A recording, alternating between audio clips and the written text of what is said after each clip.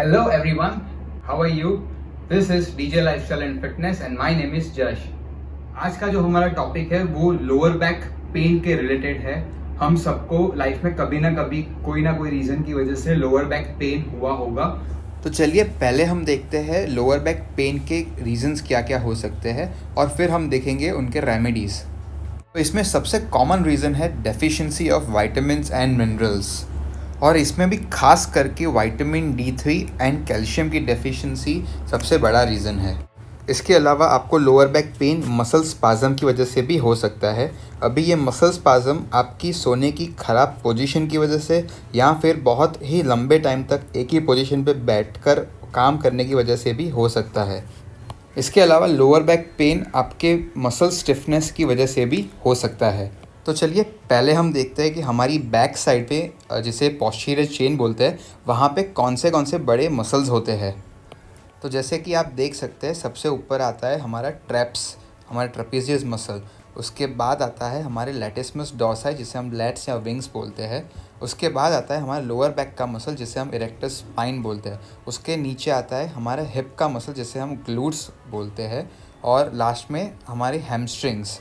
तो यहाँ समझने की बात ये है कि ये सारे मसल्स एक दूसरे के साथ कनेक्टेड होते हैं, और ज़रूरी नहीं है कि हमारे जो लोअर बैक के अंदर पेन है वो लोअर बैक के अंदर स्टिफनेस होने की वजह से ही है। बहुत बार ऐसा हो सकता है कि उसके सराउंडिंग के जो मसल्स है उसके अंदर स्टिफनेस होने की वजह से भी लोअर बैक पेन कर सकता है। तो जैसे यहाँ पे देख सकते हैं आप, जैसे हमारे ग्लूट मसल्स है, अगर वो स्टिफ हो तो उसकी वजह से भी आपको लोअर बैक पेन कर सकता है। और उसके अलावा जैसे आपके हैमस्ट्रिंग्स हो गए, अगर आपके हैमस्ट्रिंग के अंदर भी स्टिफनेस है तो भी आपको लोअर बैक के अंदर इफ़ेक्ट हो सकती है। और सिमिलरली अगर आपके मिड बैक के अंदर भी कोई स्टिफनेस है तो उसकी वजह से भी आपको लोअर बैक पेन कर सकता है। तो अब हमने लोअर बैक पेन के कुछ मेजर रीजंस देख लिए हैं। अब हम देखते हैं कि हम स्ट्रेचिंग के ज़रिए लोअर बैक पेन को कैसे कम कर सकते हैं या ठीक कर सकते हैं। तो आज का हमारा पहला स्ट्रेच है कैट एंड काव पोज। अभी इसमें आपको आपके दोनों पैर और दोनों हाथों को एक दूसरे से पैरेलल रखना है और बीच में बॉक्स की तरह पूरा एक स्क्वायर बनना चाहिए। और जैसे आप देख सकते हैं, आप अपने स्पाइन को, आपके बैक को पूरा बाहर की तरफ आपको खींचना है और आपको जितना हो सके उतना नीचे की तरफ देखना है। और फिर स्लोली वापस आपकी बैक को अंदर की तरफ पुश करिए और जितना हो सके उतना ऊपर की तरफ देखना है।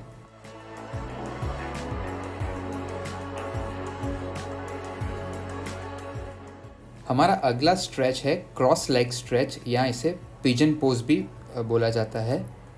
और इसमें आपके जो हिप्स है, आपके ग्लूट मसल्स है, वो बहुत ही अच्छे से स्ट्रेच हो जाएंगे।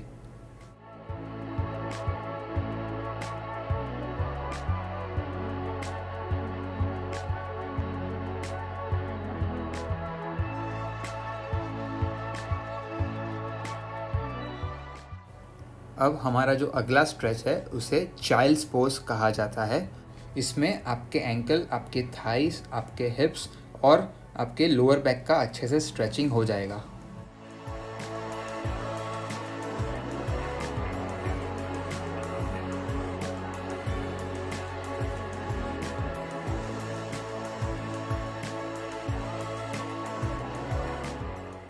हमारा जो अगला स्ट्रेच है उसे हम स्क्वाट पोज या मलासना भी बोलते हैं। इसमें आपको ध्यान रखना है कि आप अपनी बैक को पूरा स्ट्रेट रखें, और जब आप बैठ जाए उसके बाद आप अपने एल्बो से आपकी थाइस को बाहर की तरफ आपको पुश करना है। इससे आपके हिप्स और आपकी इनर थाई का काफ़ी अच्छे से स्ट्रेचिंग हो जाएगा।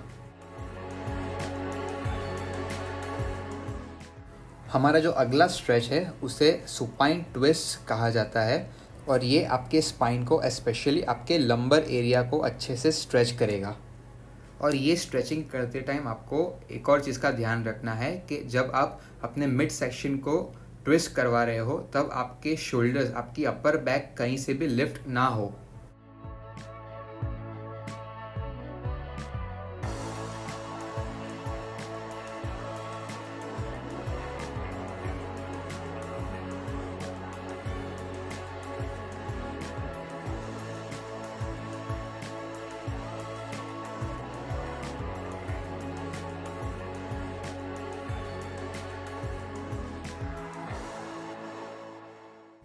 तो आज का हमारा जो लास्ट स्ट्रेच है वो है स्टैंडिंग हैमस्ट्रिंग स्ट्रेच।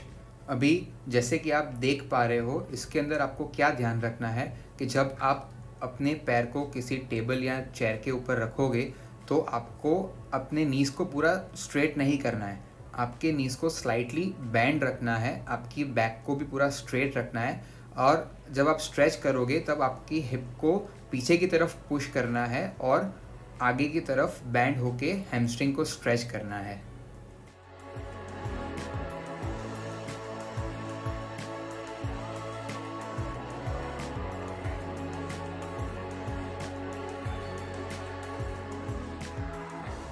तो आज का वीडियो आपको कैसा लगा ये हमें कमेंट बॉक्स में जरूर लिख के बताइए, और इसी तरह के और इन्फॉर्मेटिव वीडियोस के लिए हमारे चैनल को लाइक करिए और सब्सक्राइब करिए। और इसी तरह के डेली फिटनेस अपडेट्स के लिए आप मुझे इंस्टाग्राम पे भी फॉलो कर सकते हो, उसका लिंक मैंने डिस्क्रिप्शन में डाल दिया है, आप वहां जाके चेक कर सकते हैं। So thank you so much for watching this video. Till then, stay home, stay safe.